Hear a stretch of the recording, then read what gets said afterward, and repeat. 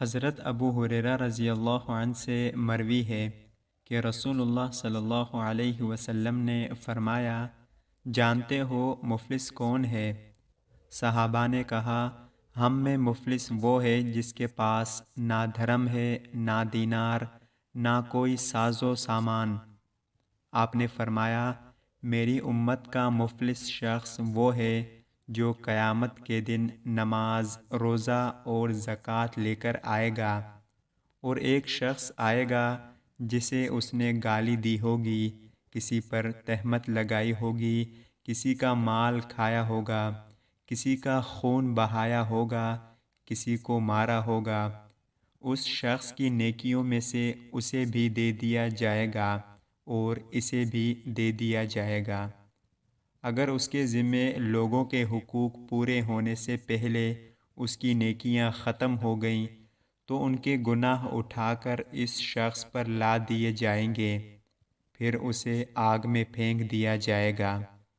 حضرت عمر بن خطاب رضی اللہ عنہ سے مروی ہے کہ انہوں نے نبی صلی اللہ علیہ وسلم سے سنا، فرما رہے تھے، اگر تم اللہ پر اس طرح بھروسہ کرو جس طرح بھروسہ کرنے کا حق ہے تو اللہ تعالیٰ تمہیں اس طرح رزق دے گا جس طرح پرندوں کو رزق دیتا ہے، جو صبح کے وقت بھوکے پیٹ جاتے ہیں اور شام کے وقت پیٹ بھرے ہوئے آتے ہیں۔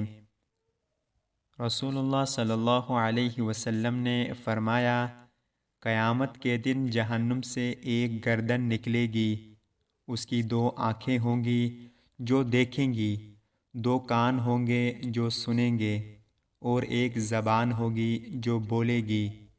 وہ کہے گی، مجھے 3 لوگوں پر مقرر کیا گیا ہے، ہر سرکش ظالم پر، ہر اس آدمی پر جو اللہ کے سوا کسی دوسرے کو پکارتا ہو، اور مجسمہ بنانے والوں پر۔ حضرت ابو ہریرہ رضی اللہ عنہ سے روایت ہے کہ رسول اللہ صلی اللہ علیہ وسلم نے فرمایا کہ 3 طرح کے لوگ وہ ہوں گے جن کی طرف قیامت کے دن اللہ تعالیٰ نظر بھی نہیں اٹھائے گا اور نہ انہیں پاک کرے گا، بلکہ ان کے لیے دردناک عذاب ہوگا۔ ایک وہ شخص جس کے پاس راستے میں ضرورت سے زیادہ پانی ہو اور اس نے کسی مسافر کو اس کے استعمال سے روک دیا۔ دوسرا وہ شخص جو کسی حاکم سے بیعت صرف دنیا کے لیے کرے کہ اگر وہ حاکم اسے کچھ دے تو وہ راضی رہے ورنہ خفا ہو جائے۔ تیسرے وہ شخص جو اپنا بیچنے کا سامان عصر کے بعد لے کر کھڑا ہوا اور کہنے لگا کہ اس اللہ کی قسم جس کے سوا کوئی سچا معبود نہیں، مجھے اس سامان کی قیمت اتنی مل رہی تھی۔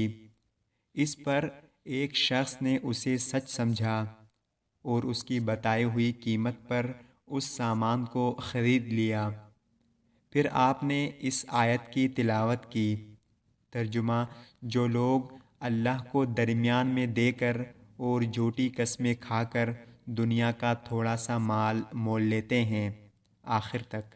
اللہ تعالی ہم سب کو ان پیاری احادیث پر عمل کرنے کی توفیق عطا فرمائے، آمین یا رب العالمین۔ السلام علیکم ورحمۃ اللہ وبرکاتہ۔